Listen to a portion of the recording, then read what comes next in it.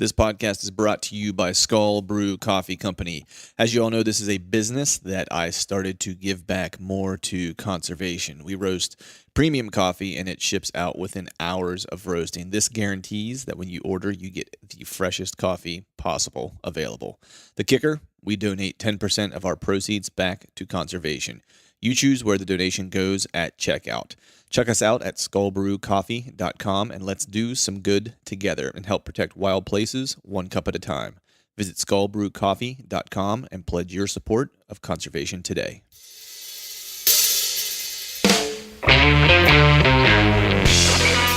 Hello and welcome to the Truth from a Stand Deer Hunting Podcast. I'm your host, Clint Campbell, and you're listening to episode number 118. Today, John and I talk turkey and a little hunting culture, so stay tuned.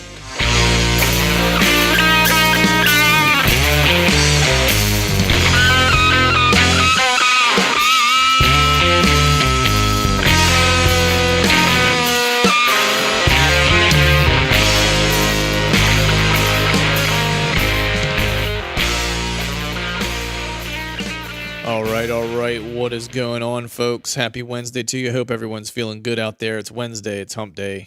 It's almost over. Everybody's working for the weekend. I think I quoted that last podcast, but I'm still on my Hall & Oates kick, so I'm going to continue to quote that until I'm over my Hall & Oates kick. Hopefully it'll run its course by the end of this week. I think there might be some antibiotics for that or something.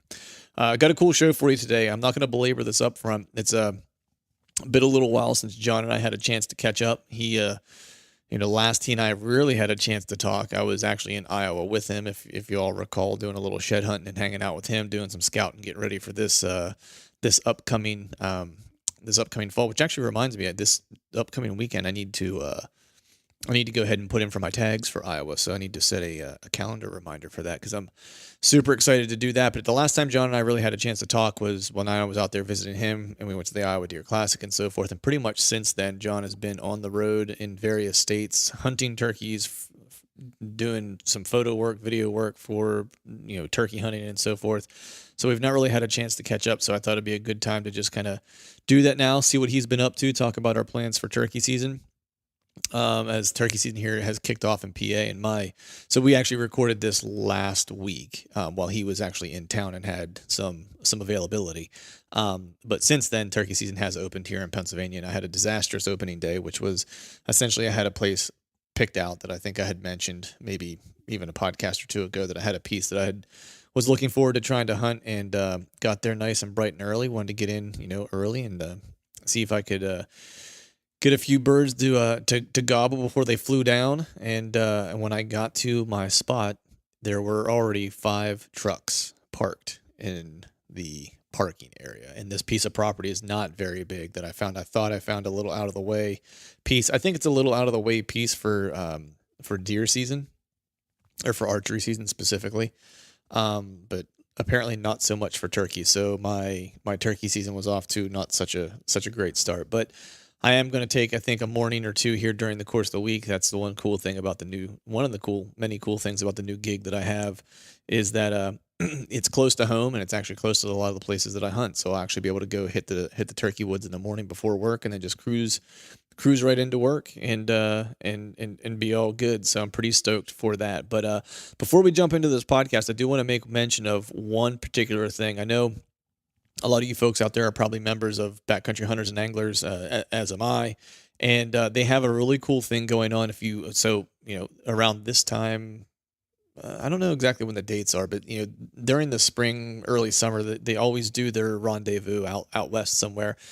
And this year they're actually doing what is called Muster in the Mountains, and really BHA is putting on their largest gathering on the East Coast to date. Which is super cool, and they've got some folks coming out. I think Lantani is actually going to be there potentially.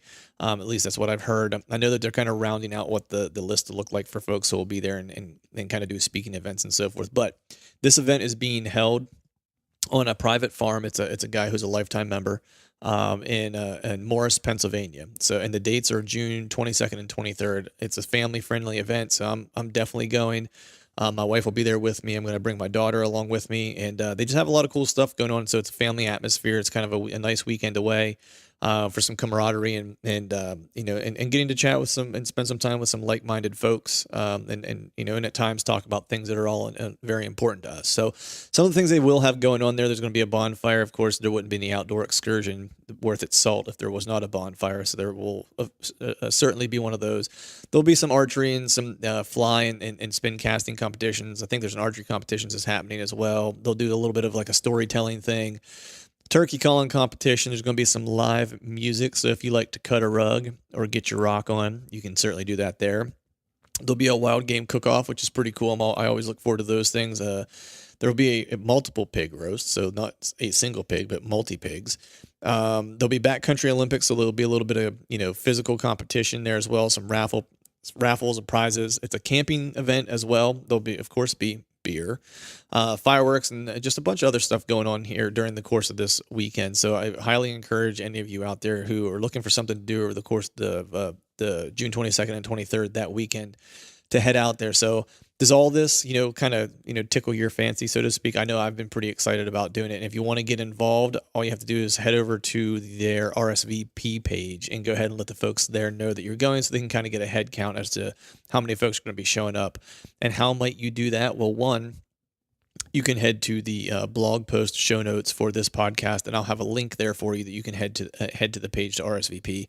Or you can go to backcountryhunter.org/muster_in_the_mountains. I know that was super easy, right? So I'll give it to you one more time. That's backcountryhunter.org/muster_in_the_mountains. And you head there, and they'll have all the details of the weekend and what time you can check in and so forth.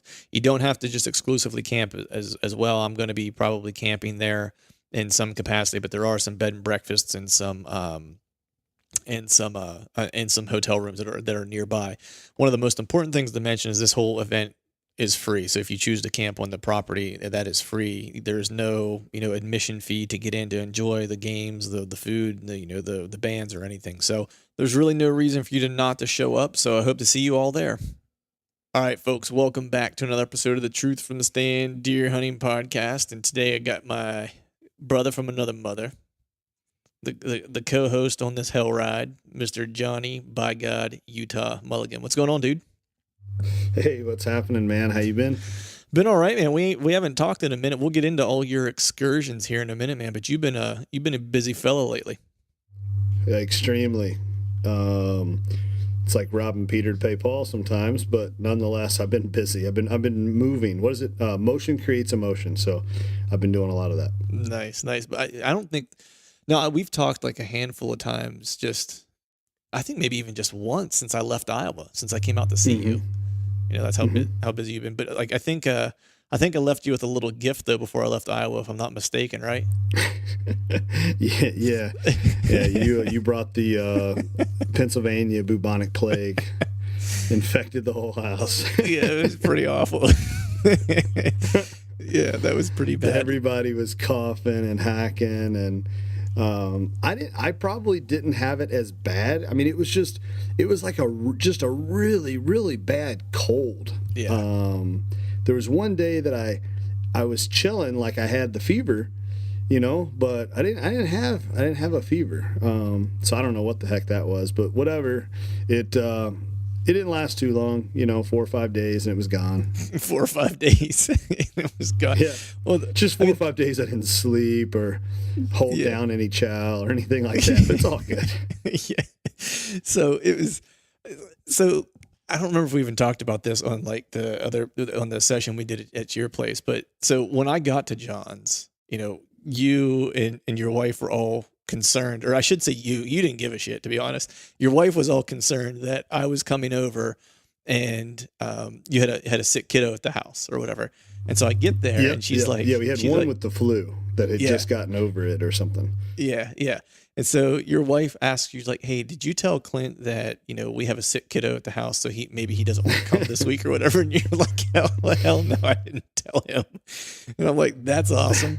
And which wasn't a Yeah. big deal, you know. I mean, it's like, you know, I got a kid too, you know. It's like my wife works in a school district and stuff like that, so it's like I'm around all kinds of germs all the time. So it's, you know, if anyone could, you know, fend it off, I probably could. So, you know, I'm there the whole time thinking like, man, I'm probably gonna get sick when I get home, you know, it's at some point or whatever.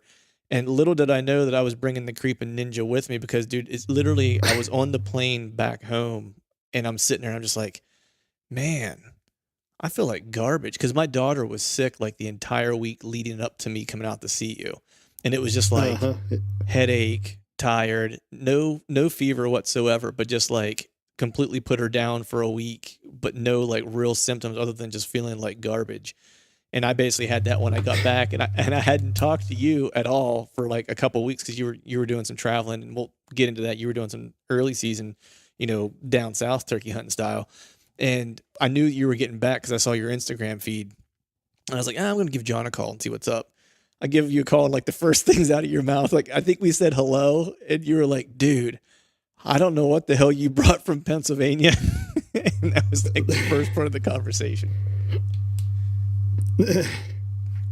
So my apologies. It was bad. Yeah, it wasn't. No, it I mean, wasn't okay. you know, and it's funny because when our youngest was little, we joked and we said we've literally had a cold for 5 years. Yeah, no because doubt. it was like every germ from like daycare and kindergarten and first grade, you know, like everything that they were exposed to, they brought home. So there was like a 5 or 6 year period where I swear I had like walking pneumonia, you know, every day of my life. Yeah. And then finally, you know, you build up an immune system and whatnot. Plus being a cop, I don't know what I was exposed to half the time, but I had like ironclad immunity. So now it's been 3 years since I've been a cop, and all my kids are, you know, my youngest is 10. So we're not getting the creeping crud brought home all the time. So now whenever we do get exposed to it, we're like, update the wheel, I'm dying, I'm checking out. It's like I got the Wambania. I don't know if I ever told you the story about Wambania. Did I? I don't think so. Okay, so my brother-in-law, you know, when he was in high school, there was this kid that was in his class, and it was, you know, he was a good kid. He was one of his best friends, but like he wasn't the brightest bulb on the tree, shall we say. And they were having this spelling thing, and this was high school, so it was more of like an end of the year fun thing. Like the teacher didn't have anything to do, so it's like we're just going to throw words out and like someone go up on the board and spell them or whatever, and we'll see, you know, who has the most points or whatever. Killing time, essentially, right? It's their senior year or something like that. And so they're up there, and this kid goes up there, you know, like my brother-in-law goes up there and he writes his word or whatever, and it's like, you know, he gets it right and whatever, and then his friend goes up to write it, and they say, you know, pneumonia, right, to write it. He spelled pneumonia Wambanya. Wambanya. That's how. Nice. That's how he spells pneumonia, or how he thought pneumonia was spelled. So anytime I talk about getting sick, if it's really bad, I just refer to it as the Wambanya, because that's like the worst form of sick. But that's funny, man. But we both made it through the other side. We're both feeling better, and we are on to, well, you're on to turkey season, man. So, dude, you've been kind of all over the place already for turkey season. So let's start. I think, if I'm not mistaken, you were in Florida chasing turkeys. Yeah. Yep. So yeah. Hold on. Let me ask this first. Have you ever hunted Florida before? No, I haven't. Okay. My parents have a place in Florida, and I haven't. Well, I've been there once in the past 5 years. Right. Florida's not a big thing for me. I'm not a big sand ocean, like that's just not my thing. But nonetheless, there was turkeys in Florida, and that's pretty awesome. So, and those things are pretty. You know, they got some cool colors. But and, you know, we talked about it in the other podcast, and that was the other thing too. Like after you left my place, I had just been basically laid off. Yeah. You know, right before that. So while you were here, I was like, damn, I really need to be probably working or finding work, you know? And here I am walking around the woods with Clint, you know, for 3 days. I know, right? So as soon as you left, I was like, man, I gotta buckle down here, you know? But nonetheless, I've been real good friends over the years with the owner, Tevis McCauley of Whitetail Heaven Outfitters. And their home base is down in Nicholsville, he's a good dude, man. you introduced me to him when we were at ATA. He's hilarious, dude. man. The guy's a riot. But anyway, Yeah. sorry, I didn't mean to interrupt. Yeah. No, he's just, I mean, he is high speed all the time. So their main lodge is in the hometown where I grew up. He's younger than I am, but that's kind of how we met, through mutual friends and stuff. But anyways, he had, word travels fast, and he had heard through the grapevine that I was doing this freelance thing now. And so he called and was like, hey, I need you to be in Florida. And I'm like, yeah, when's that? And he's like, tomorrow. I'm like, what? He's like, yeah, I need you in Florida tomorrow. Here's 4 airports that you can fly into, and we'll drop you off. Just pick one. And so anyways, he calls back and he's like, here's my credit card information. Just get your ass down here. So I was like, what am I doing? And he's like, photo. I need you for like 4 or 5 days doing photo video. I'm like, yeah, let's rock and roll. I'm like, oh man. I'm like, I'm still coming. I was like, my birthday's coming up. And I don't think that there's ever been a time in the last 4 years that my wife and I have actually spent our birthdays together. Right. Just one reason or another, something comes up. Like I was out in Montana or whatever, but. Right. So anyways, he's like, well, I'll tell you what, bring your bow. I'm like, do what? He's like, well, yeah, since it's your birthday, that's your birthday present. Bring your bow. Nice. And he's like, I don't care if like you take a day and go chase some birds or whatever.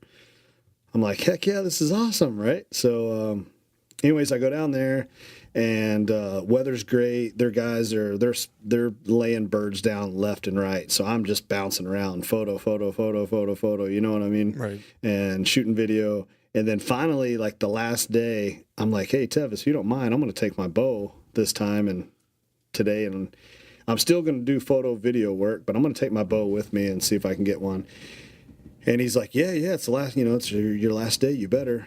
And of course, 25 mile, 30 mile an hour winds, it's cloudy, and it dropped to about 45 degrees. Jeez.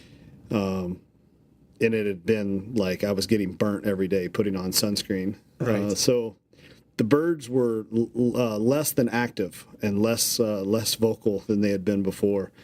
So I didn't even see a tom at all. But didn't hear one, didn't see one, saw a couple of hens. But so I did that. Then I made my way back to Iowa, and I had a trip to Bozeman. Went out to Montana and hung out and worked on some stuff with Mystery Ranch, and can't really disclose all the details of that just yet, but it's pretty awesome. It's pretty rad. And so it's pretty awesome. I had a good time out there with those guys, and came home, and lo and behold, we're in the process of listing our house with Whitetail Properties. Good friend of mine and a PA boy, Ben Harshen. He's a veteran of the show. He's a veteran of the show. Yeah. Ben is my listing agent. He still owns Huntera, but he's also an agent with Whitetail Properties. So he's going to list my property here, my house, and we have a basement it was partially finished. We've been working on it the whole time we've been here. And we kind of buckled down and said, okay, we got to get this thing done. We got to get it done now. So I was slapping up drywall. I had to build 4 walls in the new room, slap up some drywall. Heck, was starting to run out of time. I ended up contracting out somebody to come and do the mud finish and texturing and all that stuff. Mm-hmm. So he knocked it out in 2 days, and it would have taken me 2 months. Yeah. What'd I do after that? Well, before we go there, what part of Florida were you in? It's outside of Orlando. Okay. Was it like Claremont? Yeah, outside of Orlando. Apopka? We're talking like BFE, Florida. I didn't even know that existed. Oh yeah, man. I lived in Orlando proper for however many years I was there, 9 years or something like that. But there's some pretty BFE areas out there, man. You get out around like Claremont, I think is like one area that's pretty out there, if I'm not mistaken. There is Apopka, which is pretty, the Apopka forest out there is huge. And I'm trying to think, there's another area that I used to go there was this campsite that I used to go to usually on my birthday. Cause like down there, man, it's like, you don't want to be outside camping and doing anything like that basically after mid-April. And so like my birthday was usually like the cutoff if I was going to go camp or do anything outside and be relatively comfortable. And there was this fish camp, and I can't remember the name of the lake or the part of like, you know, it's not even suburban Orlando. It's just like the country outside of Orlando that it's in. But like this, it's a well-known bass lake that does like national bass fishing tournaments. And we would go there and, you know, just camp for like a long weekend and drink beers and, you know, just hang out. Sure.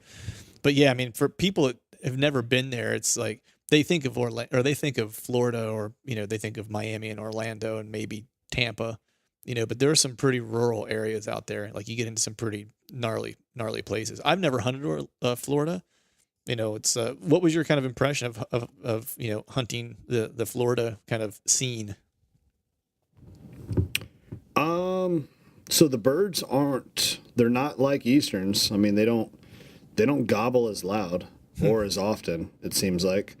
The first day we were out there, I jumped into a ground blind because, you know, I've got the camera equipment and whatnot. And I didn't want to mess up anybody's hunt, so I just jumped in a ground blind with somebody, and I'm filming these birds come across the field, and they were like, "Oh, look, there's a hen," and I said, "What? That's a crow."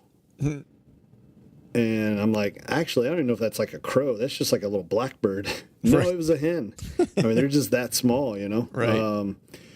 So that was kind of funny, but yeah, they don't have that thundering gobble. It almost sounds like half the volume of a jake. They were shorter gobbles, and I don't know. It was different, but man, they're awesome birds. Their colors are just crazy. Yeah, man, I mean, the orange and the red and the blues are just insane. Yeah, I was looking at some of the pictures you were laying out on Instagram, and it's just, yeah, I mean, it's pretty incredible. It looks starkly different than I see in Pennsylvania, you know. Sure. But yeah, I mean, I think a lot of the birds that the guys were killing, they were, you know, 18 pounds, 19 pounds, you know, stuff like that. Right. And, you know, you put that next to, you know, one of these big Iowa 30-pound jokers, it's like, yeah, you know, it's like, what the heck? Like the one Billy C killed the other day, like 26-pounder. That was pretty big bird. Yeah, that's a big bird. Yep. Yeah. But all right, so you managed. We're doing tracking John here is what we're doing. We're tracking John in Utah. Over the I need a past, GPS tracker. Yeah, I need to put a GPS on you. So we were in Bozeman with Mystery Ranch, and then we got the house listed with Ben, and home then improvement projects. Yep, and then where? Then I had a gas line company called Midwest Easement Services. They're actually getting ready to change their name because when they first started their business, they did a lot of easement services. Now they're not doing as much easement work. They're still doing a lot of power line clearing and stuff, but they're doing a lot of welding and a lot of steel pipe gas line stuff. So, anyways, they called and they're like, look, you know, we need some new pictures for our website, social media, and we need some video and some drone work done. We want to have just a badass like video. You know what I mean? Right. Like we want to have something over the top that just shows all of our machines, equipment, and the stuff that we can do. You know, flex the muscle video. Right. So I went and hooked up with those guys down in Missouri and Illinois for a few days. Did that. Came home. Then turned right around and I went down to. Was it Kentucky? Went down to Whitetail Heaven to their Central Kentucky Lodge. They were hosting a turkey competition. It was turkey competition 1 of 2. 2-man teams. You know, in Kentucky you can take 2 birds in the spring. Mm-hmm. And I think they had 75 teams enter, if I'm not mistaken. 75, 78, something like that. Might have even been more. Might have been like closer to 80, but nonetheless, between three properties, their northern Kentucky property, western property, and their central Kentucky. And I don't remember the exact number of teams, but they have more properties than they had teams. So the way that they did it was the teams showed up, they drew for numbers, and all of the properties are laid out on a piece of paper in kind of a blind draw in like a white envelope. Mm-hmm. So you have no idea what property you're drawing, and you draw. And at the end of each day, you can redraw. You can put in for a redraw and that kind of stuff. Some people can trade properties if need be or something, but nonetheless, they do very, very strict rules. They have when a bird is shot, you take a picture of the bird and send it in to one of the officials with Whitetail Heaven. You bring the bird back, and then they have a scorer with a witness, and then they also have a second person score. They do the standard weight, beard length, spurs, and they do the standard NWTF calculation, and that's how you come up with your total score, per bird. And they post everything up on a big dry erase board, and through FaceTime and everything, everybody's able to see all the boards, at all times and see where they're at. But when it was all said and done, after 2.5 days of the competition, there was a team from Southern Indiana. They went home with $35,000 cash. Yeah, I saw that, man. That's crazy. It's I would never have a snowball's chance in hell to win, considering I never killed birds. But I could imagine what it would be like to win $35,000 for hunting. It's awesome. It's super cool. Well, and then second place was $20,000, third place was $10,000, and there was 6 guys went home extremely happy, and I talked to guys that finished like 4th and 5th and 9th and 30th, and I'm like, so what'd you think? And I recorded testimonials from these people, and I said, so what's up? And they said, look, this is the most fair hunting competition I've ever been involved in. I had a blast. I've already signed up. I've already prepaid for next year's competition as well. Right. That's cool, man. So it was cool. Like I said, there wasn't any sore losers. And even though these guys were competing for money, every night at the lodges, everybody sat there at the same dinner table and broke bread together and had a few drinks together and cut up and laughed. And people were, here, take this call with you tomorrow. Try this one out. It worked pretty good for me. And, it was pretty neat. It was a pretty cool deal. And it was neat to be involved in it as, not a hunter, just somebody from the outside in, taking photos of the whole project. Right. Some cool camaraderie. That's cool. Yeah. My dad's done something like that with whitetails at one point. He went to a place in Missouri, and I don't remember where it was, where it was something similar, where I think it was like the top. And they did it throughout the entire season, because it was like it was an outfitter, and they would you would take whatever animal you were going to take, whatever buck you were going to take, and then they would bring it in, they would score it, and they would kind of keep track of it and stuff like that. And they would keep track of like the entire. It was either the entire season or for like 2 weeks or something like that. 2 weeks for some reason sticks in my head. And after those 2 weeks, they basically figured out who the top 20 was, and like the top 20 was in the money or a free hunt, because you hit a certain point where it's like they weren't paying out anymore, but if you were in the top 20 you were guaranteed like a hunt the following year if you wanted one, so which was cool. And he had a great time doing it. It's I want to say he went out there with my one uncle. Those two went out, and the old man was one spot away from getting a free hunt the following year, but got a nice deer nonetheless, and he had a great time. And that was what he was just kind of saying. It was like just a bunch of dudes that were there to hunt, had a good time cutting up, hanging out in camp and stuff like that. There was no like competitiveness that you would think of like in sports or something like that. He said everyone was pretty cool. Everyone was there to hunt regardless, whether or not there was money involved or not. It was just if they were going to get a free hunt or something out of it, for hunting, it was just like that was a cherry on top or icing on the cake, I guess, so to speak. But so after Kentucky, you just recently got back from Kentucky, right? I did, yeah. And so you finally... I left there yesterday morning, which was, man, it was cool because I wrapped up there Monday evening, and I went to my mom and dad's house.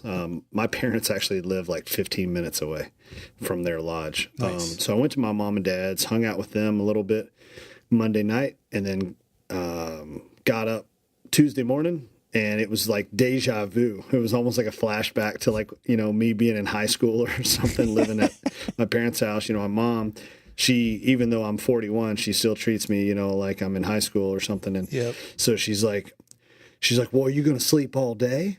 And I'm like, what's going on? Like it's like 7:00 in the morning, Right. And she's in there slaving away in the kitchen and she's in there, eggs and sausage and bacon and biscuits and gravy. And, is there anything else you want? And I'm like, no, like I'm good. Right. But a big glass of sweet tea, sat down there and had breakfast, with my parents. And that's cool. I left out of there. I met with one of my pro staff guys. He lives in northern Kentucky. And then I picked up my antelope in northern Kentucky as well. I saw that, man. How cool was that to pick that thing up? We'll back up. I've been wanting to get my hands back on that guy for a long time. I bet, man. I was just going to say that we'll back up for 1 second, just for the folks out there that don't know, or that maybe started listening, recently or something like that.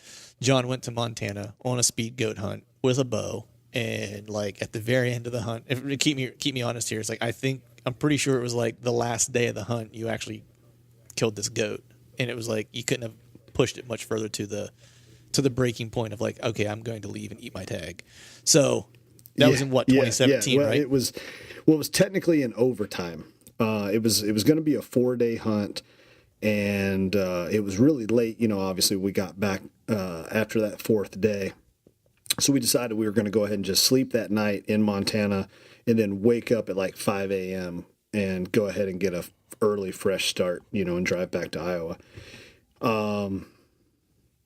We got up and I had this overwhelming sense. I'm like, I just really can't believe I'm going to leave Montana and, eat this tag after coming so close, on a couple goats. But I told myself, I said, okay, if I don't have an arrow in a goat by 8 a.m., that's it. I'm calling it. So I went back to this public land spot and actually put an arrow in this. It was my last arrow that I had with me, not in my quiver. It's the last arrow I had in my possession. And I put an arrow in this goat at 7:37 a.m. At 23 minutes left. Yep. So anyways, it was a public land hunt there in Montana. 72-yard shot.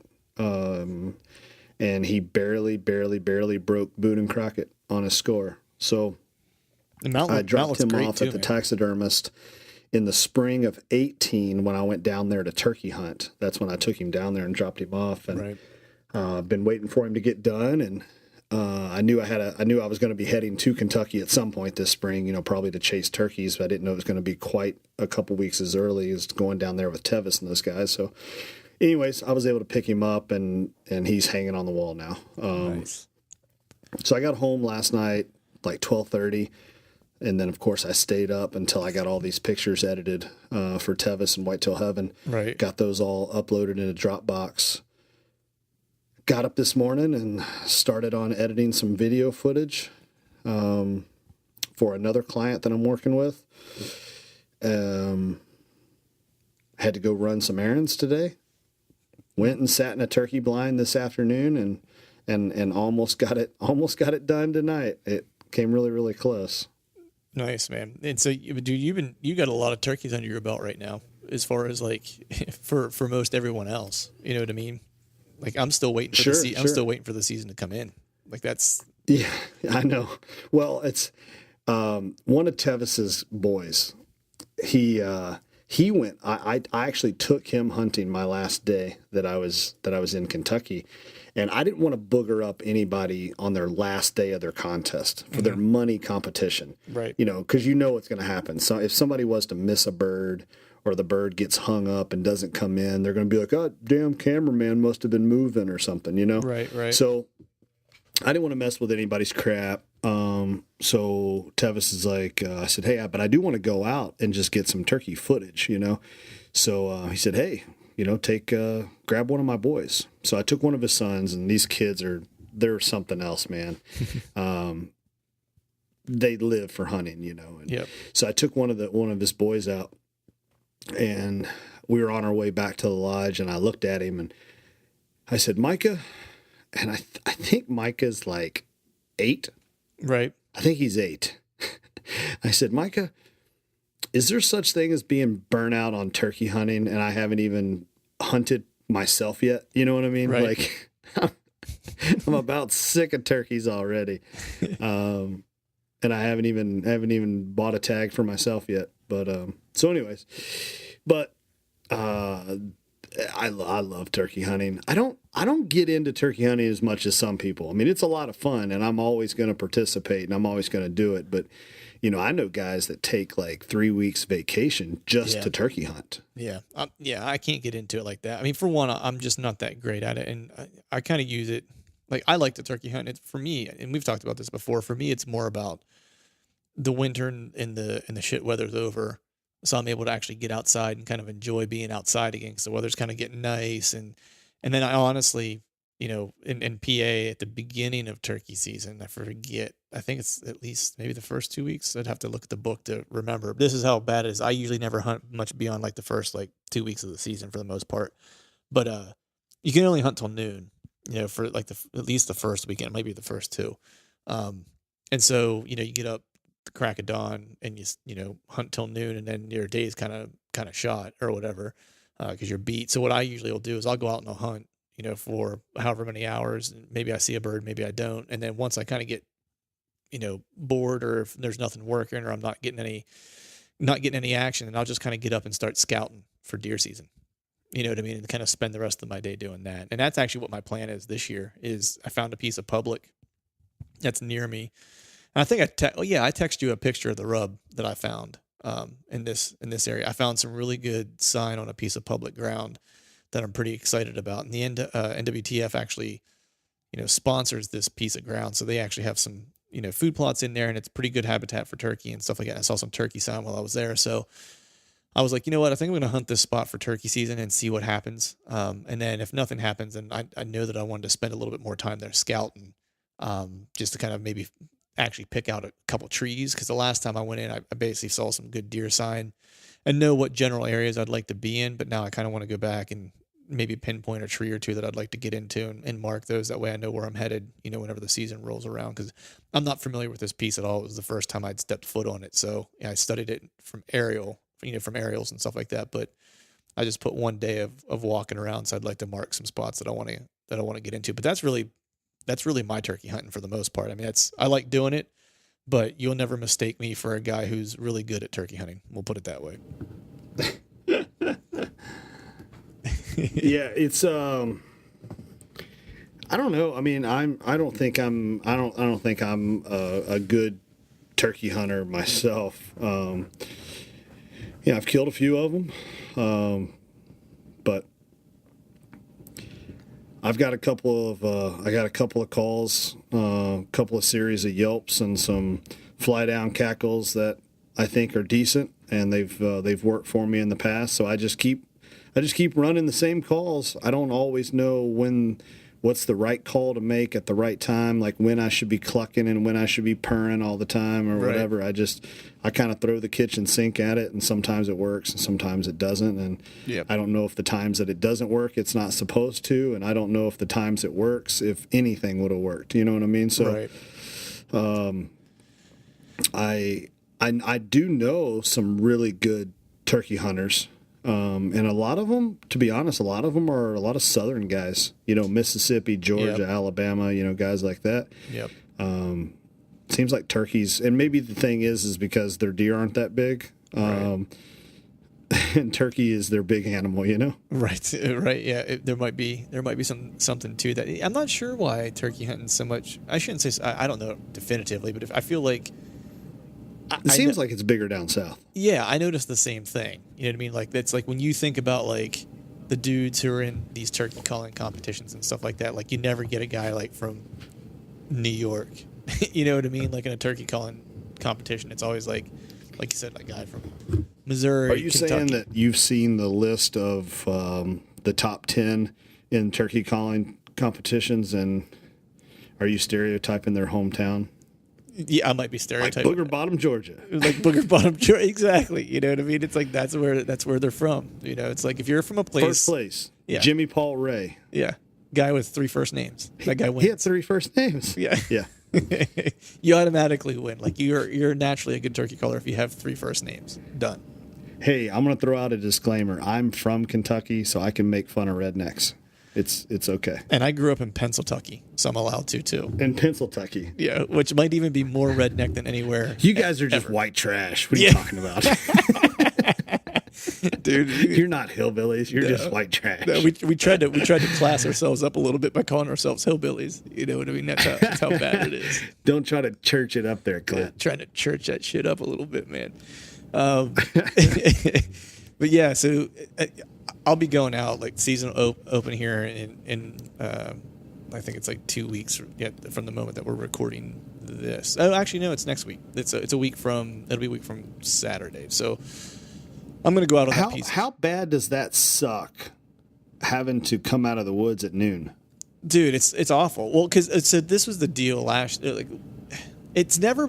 Let me put it this way: it's always slightly bothered me, right? Even whenever I was a kid growing up, Dad and I would go turkey hunting. It just kind of bothered me because I was like, I like to hunt, and when I was a kid growing up, it's like I worked, odd jobs during the week after school and stuff like that. And so the only day I really had to hunt was Saturday, and during spring turkey, it's like I'd get to hunt for a handful of hours, and that was it that week, And then it didn't bother me so much for like a while, like when I got a little older, only because it was like a lot of times by like noon, I was like, man, I got like 5 things I need to get done today. You know what I mean? Like I got to get out of the woods. Because as you and I talked about before, it's like I just push all my chips to the middle for deer season, right? That's when I spend my time. But now, now that I'm at a place, I guess, and my daughter's a little bit older, and it's like, I can spend a little bit more time away and stuff like that. It bothers me again, and particularly because, I had my daughter out 2 years ago. She and I went out, and I actually had a bird working for her, and then a rainstorm blew in and blew the bird out. And then, we took cover, and then she didn't want to go back out the second half of the day, which was not the second half of the day, but the second half of the morning, which was fine. So I ended up going back out, found that bird, basically semi-stalked him around the entire property, like kind of kept my distance, but kept calling so I could kind of hear where he was moving so I could try to like get in front of him. And I ended up catching back up to that bird at like, so I don't know, I think the rainstorm blew in at, let's say like 7:30, 8 o'clock, and I got back out around 9, and then I caught back up to that bird at like 11:30 and was working him, and he was coming, and then he got hung up like right before noon, and then it was noon, and I couldn't make another move on him. But that was like one of the coolest turkey hunts I'd ever had. And it was cut short because I had to stop hunting at noon. And I don't really know what the rationale behind it is. I'm sure there's some type of, in the bylaws somewhere mentions why you can't hunt beyond noon, but I'm not clear on what it is. So, but yeah, long way to say, yes, it sucks. But that brings up another topic, man. Like, so I don't know how aware you might be of this, but, they're changing some of the deer hunting or hunting in general, I guess you could say, in Pennsylvania this year. So historically, and people are up in arms about this, which I don't quite understand why, but so rifle season for deer hunting or gun season comes in always historically. I shouldn't say historically. I think it's since like the mid 70s or something like that. It comes in on the first Monday. I'm sorry. The first Monday after Thanksgiving. Always that Monday, right? Since like the mid 70s. And now they've actually passed the law. Now, I don't know why it was on a Monday. Every other season that we have comes in on a Saturday, right?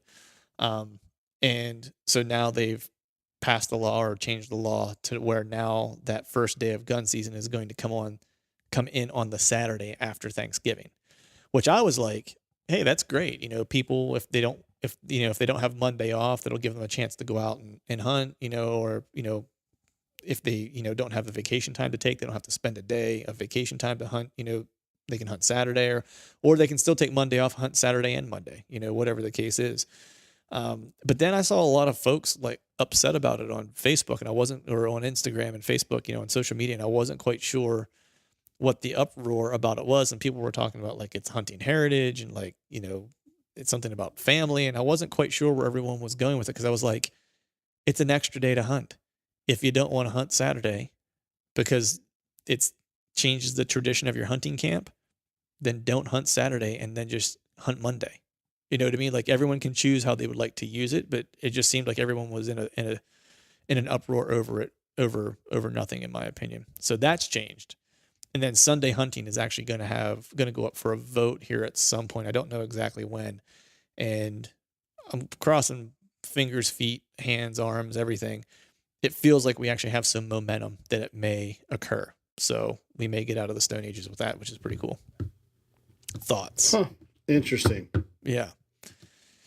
So I don't know that Sunday hunting, I don't think that they'll roll it in full on, like where it's like every Sunday you can hunt. I think they're probably going to do tapered back versions of like maybe you get, 2 Sundays, in October and 2 Sundays in November to hunt archery, or maybe you get 1 Sunday each month to hunt archery, and then maybe you get one of the Sundays during rifle season. Like, I don't know yet, what it'll end up being, but they'll probably do some type of scaled back version just to make sure that it doesn't, basically to prove to everybody who thinks it's going to change the world that it isn't in fact going to really change anything.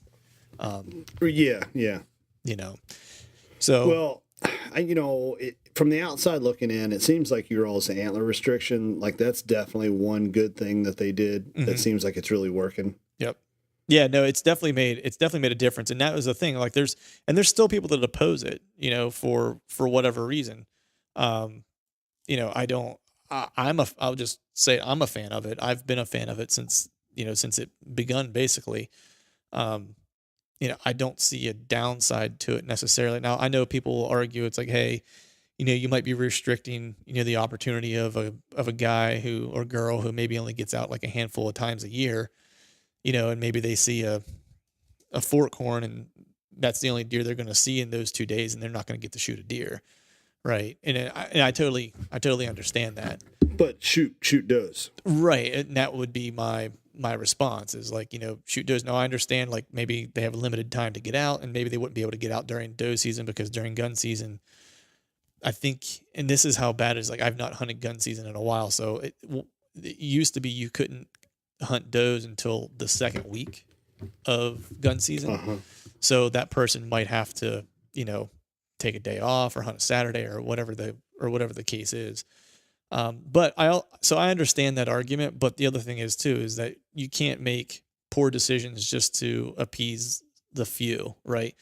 The larger, I think, benefit is that if people don't see good deer, so I'll put it this way, and I'm going to put it in really harsh terms because I think this is the only way that it makes sense. The person who goes out and hunts like 2 days a year isn't going to stand up on his soapbox and fight for hunting or Second Amendment rights or any of these things, right? So appeasing that person, while yes, we would like to keep them in hunting because we could use all the numbers we get, I'm not interested about keeping that person happy necessarily. What I'm more interested in is the hunters that are going to remain in hunting and that I would like to remain in hunting, and that may only remain in hunting if they have opportunities at what they consider to be quality animals, right? Because those are the ones who are actually going to put money into the system and actually have a voice and oppose those who try to, remove some of the privileges that we have and things like that. So I don't think there's any perfect solution. I think we just have to balance it the right way. And so when I look at that, that's why I look at antler point restriction and say, hey, I've seen better deer now that I'm older than I did ever whenever I was growing up as a kid, which I think does a lot to keep hunters in the woods and wanting to go back and try to, get that more mature deer, and keeps them interested and keeps, allows them to increase the challenge of their opportunity. Someone could argue the opposite side of that, I'm sure, but that's kind of how I see it. I'm curious what you think. Yeah. No, I mean, I agree. And I always, to kind of go back, it's whenever somebody says, man, I only have 3 days to hunt, and having these antler restrictions, I'm a meat hunter. I'm like, well, why didn't you shoot a doe? Yeah. Well, you know what I mean? Everybody claims I'm a meat hunter, but they passed 22 does. Yeah, exactly. So I don't know. It's that age-old debate. You're never gonna appease everybody, but at the same time, don't make a stupid rule to make 7 people happy. Yeah, exactly. But I think I mentioned this on one of the other, an upfront of a podcast that I put out not too long ago, but Galen Swigart, he lives out here on, eastern and northern part of PA. He, he does a lot with BHA, the Pennsylvania chapter here, and he's actually doing a documentary about Sunday hunting right now that he's filming. That he came to my house and interviewed me for part of that. Bo Martonic, I know, is part of that as well, or got interviewed for it. So I think he's going to be putting it out this summer, if I'm not mistaken, which would be kind of cool. I think he's trying to kind of match it up to when, when they're probably going to be talking about it in terms of like the legal terms and whether or not it's going to pass the sniff test to possibly be implemented or not. But I don't know that anybody's anticipating anything's going to happen for this season. I think, ideally, I think they would pass it early enough that they could do a trial run this year and maybe have a handful of Sundays that folks could hunt just to prove to the non-consumptive outdoor users that we're not going to change the way they use the outdoors if we're allowed to hunt on Saturday. Because that's part of the argument too. There's a lot of really poor arguments out there that I don't think are well thought through in opposition, but they're entitled to their opinion. And I think, like I'd mentioned whenever, we were doing that interview is that we're in a position that this is a privilege that we have and not a right. So we still have to kind of earn it, even though we might be footing the bill for the lion's share of the payment that the agencies get to manage these things. Right. But at the same time, I think we have to put our best foot forward to prove it that it's not going to change people's usability of the land outside of hunting, during those times of the year. And that's okay. It's just be good stewards and do the right thing and prove that it's not going to, I don't mind proving it because I don't think it's going to change anything. I don't think it's going to change the hiker or the bird watcher's opportunities at all. So I'm fine with a rollout plan to prove it, so to speak. But so that's what's going on in the good old Keystone State, man. That actually brings me to another question I wanted to ask you. I had this conversation with my buddy Wilson McSwain, and I actually had this conversation a little bit with Cody DeQuisto, oddly enough. We started talking about culture and hunting a little bit and talking about the idea that, hunting recruitment is such a hot topic.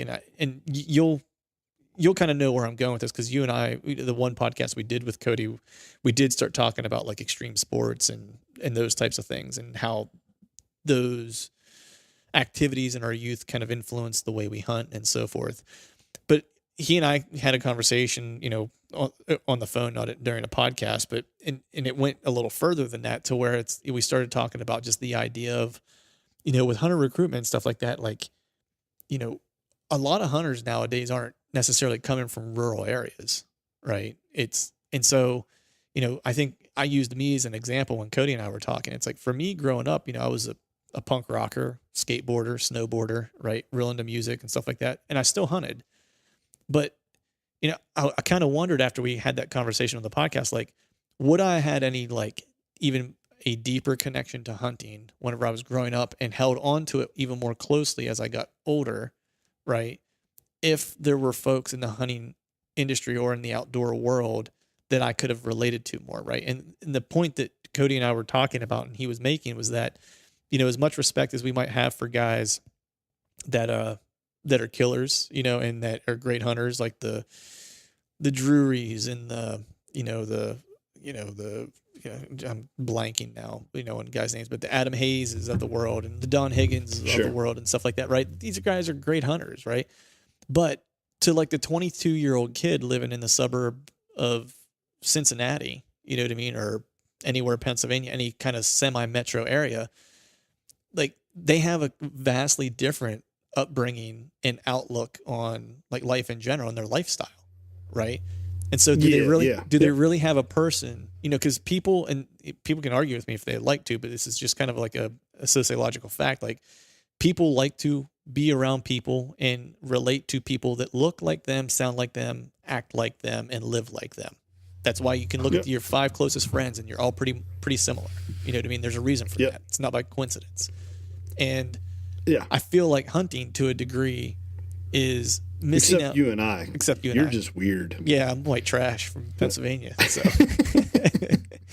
So we started kind of talking about that, and it's like, I think, and then I'll open the floor to you to kind of, kind of respond. But I'll make this last point. And the one thing that I had mentioned is like, we talk about, during that podcast, we were talking about skateboard culture, and this is something I brought up with Wilson as well.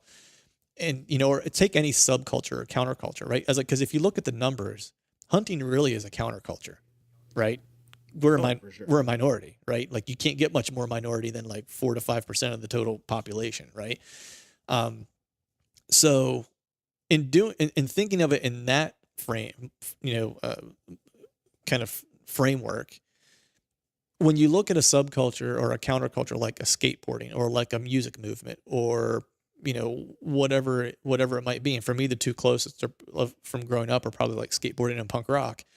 The reason they were able to kind of really withstand the commercialization of their subculture, right? And then when it became not as commercially viable anymore, it like sunk back into them still retaining their culture, was because the culture was always kind of created by the people who were on the come up, not from the people who had already achieved, right? The culture was like this living, breathing thing that was always evolving over time. But hunting is the exact opposite of that, where it spends its time, its marketing dollars even, pushing their agenda from the top down, saying, here are the pinnacles of this culture. You should aspire to be like them, regardless of whether or not they have anything in common with you, right? As opposed to letting the underground, if you will, right, of hunting be the kind of catalyst for how hunting is going to evolve, shape itself, and make itself accessible to those who might not traditionally look like, feel like, sound like a hunter, right? So those were just kind of like a couple of the conversations I have. I was just curious what your thoughts were on that. I was actually making a couple of notes here. Look at that, John going to school. Love it. It's John's got a million things going on in his life right now, and if he doesn't write stuff down, he just completely forgets it. Underpants. That's the first thing on your checklist every morning. Okay. So in response to that, and this is the world that you and I live in with marketing. Yep. A guy like Cameron Haynes, he's the Trojan horse. Yep. And I don't mean that in a negative way. He already hits a mass audience. So it's just smart marketing to appeal, to have a guy like that, because he's acceptable. Yep. He's acceptable in the hunting, he's accepted in the hunting community, in the running community, in the fitness community, and Joe Rogan, The Rock, those are all people that run in his circle. So that's, that's obviously a technique. It's proven. It's worked. That's how Coca-Cola did it. So, that's how we're going to keep doing it, kind of thing. But other case studies along that same lines, Duck Dynasty. Here I am hunting deer and turkey, and my parents' friends, I would bump into them, and they're like, so you still shooting those defenseless animals? I'm like, what? Then the show Duck Dynasty gets popular. Within a year, they're wearing camouflage. They're all drinking out of Yeti tumblers. And they're asking me, what season is it right now? Oh, well, good. Did you get one? All right. Well, hey, I'd love to see pictures of it. You know what? They say those back straps are pretty good. If you ever fire up the grill, I'd like to come over and try that sometime. But it took Duck Dynasty to bridge the gap. It took that mass acceptance audience. And these are people that were going out and buying Yetis all of a sudden and almost acting like they were accepting hunting, but they don't even know what end of a shotgun you look down and which end goes, up against your shoulder. Right. People like Chris Pratt are mainstream that are very open hunters, and that helps bridge the gap. But I think there's always going to be from like Hollywood, there's always going to be that, people who hunt animals, there's that stigma that we also eat possums on the side of the road. We all make our own moonshine. As much as people say, people don't think that that's true, they're lying to themselves. Like their first reaction from people who are not exposed to hunting is, man, that's some hillbilly stuff. That's the stuff that goes on in the Appalachia region or whatever. It's getting better. mainstream. It's getting better. More and more people are getting involved in hunting, and there's a lot of little things. They're all little, if it's a big set of steps, you've got cinematic footage. That's helping make hunting more acceptable. Oh, that's neat. That was cool. That was really pretty, Right. Conservation groups are bridging the gap. These NWTF banquets and QDMA banquets and chapters, they're spreading the word. And I know that we are still losing a lot of hunters every year, but yeah, so I think we're gaining a lot of acceptance along the way. No, too. I was going to say I 100% agree with you, and I think you made a couple really good points with like Cam Hanes and stuff like that. Like, I think for me, I look at it almost in twofold. The one way that you're kind of expressing it in the sense that there's a two-pronged attack, right? There's the acceptance component of it, right? Which I think, like, I agree with you. Shows like Duck Dynasty, as much as it's dramatized a little bit or whatever, maybe they don't 100% represent, hunters as a whole. They are in a good place to kind of make things okay for hunting at large, right? Like, get that. Sure. Joe Rogan too.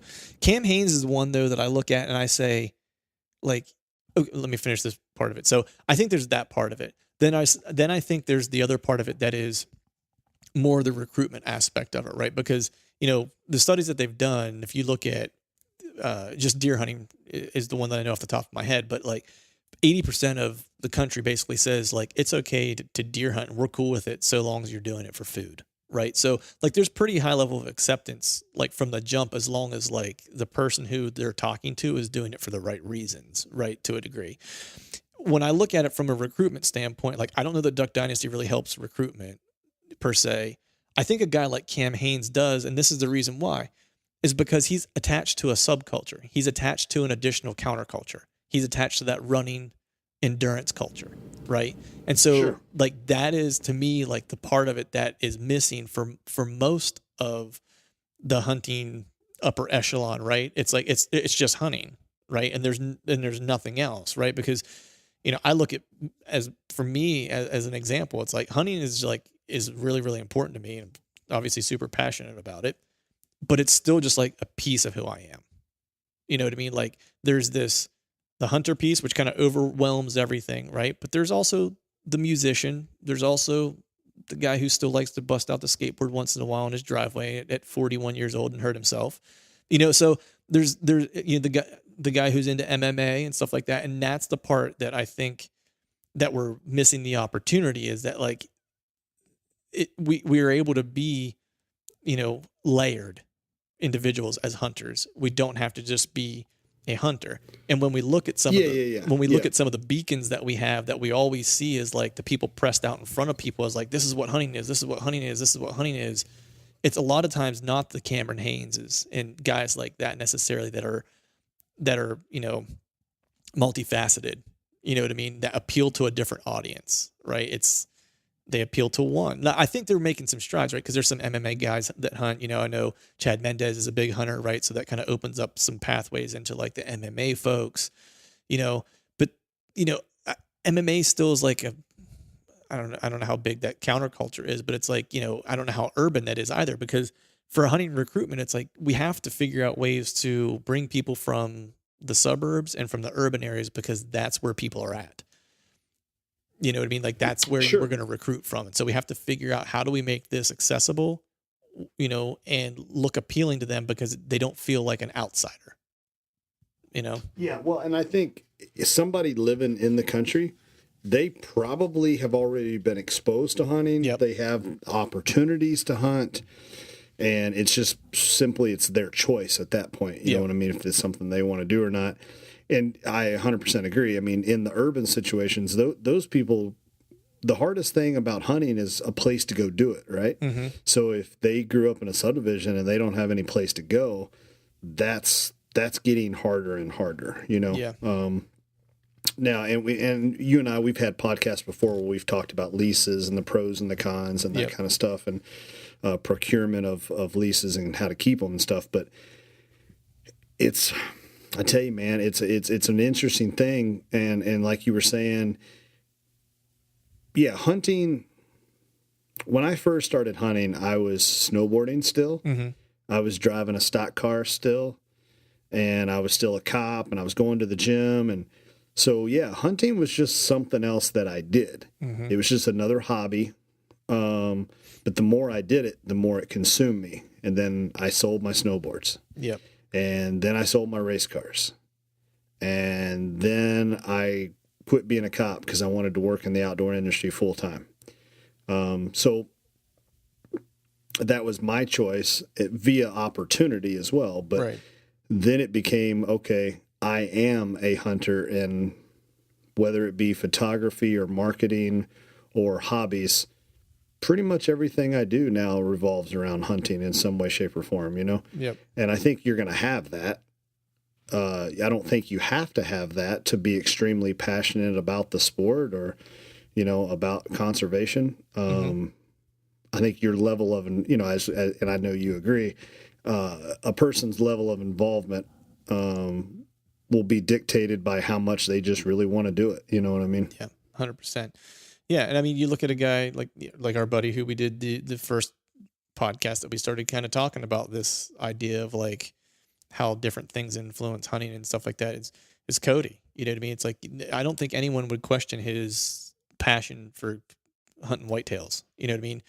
But if you knew him more than just, you know, listening to him on podcasts or whatever, you would realize that like there's a very close second in his world, and that is lifting.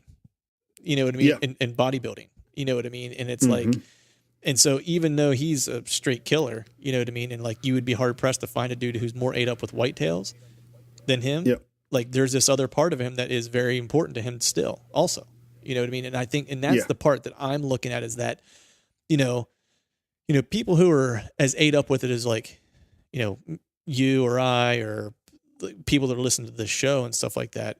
Not everyone that is going to hunt and contribute to our community is going to be as in it as we are. And that's okay. Yeah. You know, and right. And what I'm more looking for is how do we create representatives of our community that are also have their hands in other communities that we can pull people from, I think is the best way I could phrase it. And I love almost, it's almost kind of networking. Yeah. And that's kind of what that's kind of like where I've been. Cause I was just like, when you mentioned the Cam Hanes, like example, like I immediately was like, that's the perfect example because he's a celebrity. Yes. But like, even if he weren't necessarily a celebrity, right. And say he was a, you know, I don't know, say he was like a regional, like a well-known regional, like hunter, right. That like people like in his area knew him. Right. And he was big into like endurance training and he was known well in that circle as well. Like he would have a lot of influence in that region, being able to influence people to one, at least be okay with hunting, and two, maybe try it that are runners. Cause he can say, hey, you know, I use this as like a way to remain healthy and give me the energy I need to do these endurance initiatives and stuff like that. Right. It's just icing on the cake that he's as popular as he is. But, you know, just imagine if we did that, but there actually is a well-known skateboarder. He's a legend, actually. I think his name's Gregory Rowley. Like he was out probably around the time you and I were like graduating from high school is when he came over from the UK. And he is a diehard gun nut and like backcountry hunter and owns like 3 skateboard companies and is like a legend in skateboarding. And so a guy like that, like being able to leverage in like a space like skateboarding would be incredible because I know there are people there that would be into hunting that kind of extreme, you know, experience. They just need someone that looks like them to say, hey dude, it's cool. It's okay to try it. You know what I mean? So, but I'll get off my soapbox for now. It's, John's probably got some other state he's going to do something that I have no clue that he's going to go do. And then we'll talk about it the next time we talk. But before we take off, man, is there anything you got going on or coming up that you want to give anyone a heads up about? Anything cool coming out? Oh, let's see. So I'm going to be heading to Indiana and doing some photo film work. But then after that, Easter Sunday, I'm driving through the night out to Nebraska with some buddies, with Randy Sanders from Beetlejuice Skullworks. You met him at the Iowa show. Yep. I'm going out to Nebraska turkey hunting with him and a couple of his buddies, and I will be doing a Instagram takeover for Chama Chairs. So nice. Be sure to tune in to Chama Chairs while I do that takeover thing. Nice. Should be fun. Hopefully it's fun. Hopefully I don't screw it up, and hopefully cool things are happening and I can keep the engagement going and keep a good story going there. So that'll be a lot of fun. When I get done with that, I'm going back to Whitetail Heaven Outfitters for their second turkey competition. This time, the first place prize is $50,000. Jeez, man. Yeah, that's serious. We're talking serious cash money. Yeah, dude. One could buy a lot of turkey calls with that. You could buy you buy a lot of diaphragm calls. Right. You get the old raspy hen, few raspy hens with that. Get yourself a couple raspy hens. Probably go down to the corner and buy yourself a bunch of raspy hens down there too. You could just buy hens, the real thing. And then after that, I don't come home. I then go to that property in northern Kentucky in Bracken County where I hunt. Yeah.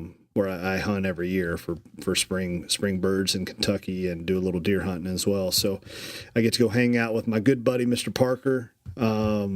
Just the coolest old timer in the world, and he's probably in better shape than I am. But so go hang out with him for a few days. You keep eating his tornadoes, he'll be in better shape than you. Dude, I'm telling you, I swear, every time, like when I'm out of town, I eat clean, but I also, when I'm driving from point A to point B, I hate to like stop at a restaurant, GPS said your arrival time was 8 p.m. and then you get back in your car and now it's 9:30 p.m. because you stopped at a restaurant and ate for an hour and a half. So I literally, man, I'm a gas station guy where I only stop to use the restroom and eat at one stop. I'm stopping one place, and if I get lucky and it's like a gas station / Subway, it's better. But if it's just like a Speedway, I'm getting 87 octane and tornadoes. Nice. All right, man. Well, the sounds of it is that you and I probably aren't going to get to talk and catch up again for like another month. So, no, like, and that's all right. 2.5, 3 weeks. 2.5, 3 weeks. All right. 2.5, 3 weeks. I'll be back home, and I can do more, or we can always do them on the road. You know what I mean? Like, it doesn't matter to me. We should do that. We should do an Instagram live one. Straight live. Yeah, that'd be fun. Do one of those. Maybe we'll have to work that out. I got to get my technology squared away because our technology at the beginning of this, before we got started recording, was an unmitigated disaster. But we pulled her off. And when I'm on the road, it doesn't matter where I'm at. I'll have better cell service than in Iowa. No doubt. Copy that. Check Charlie. Yep. All right, brother. Well, I'm going to let you get going, dude. And I will talk to you soon. You get after some birds. I'm going to do the same. Then hopefully when we get back together, we'll have a couple birds down. There. I like it. Sounds good, man. All right, brother. All right, folks. It is a wrap for today's show. I'd like to thank all of you for listening. And if you haven't yet, please head over to iTunes and leave us a 5-star rating.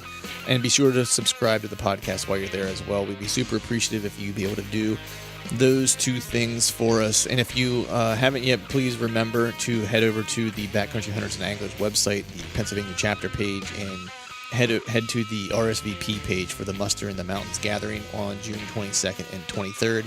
I will certainly be there with my family and hope to see you all there as well. Before I shut this thing down, I need to give a big shout out to our partners that continue to help us make this podcast possible. Exodus Outdoor Gear, Skull Brew Coffee Company, Obsession Bows, Ramcat Broadheads, Trophy Taker Rests, and Dead Downwind. And until next time, we'll see y'all. I could show you through the door. I ain't welcome anymore. A long time coming, if it all. It takes a special knowing to color for. Damaged heads, broken letters. Symbolize yourself in numbers, but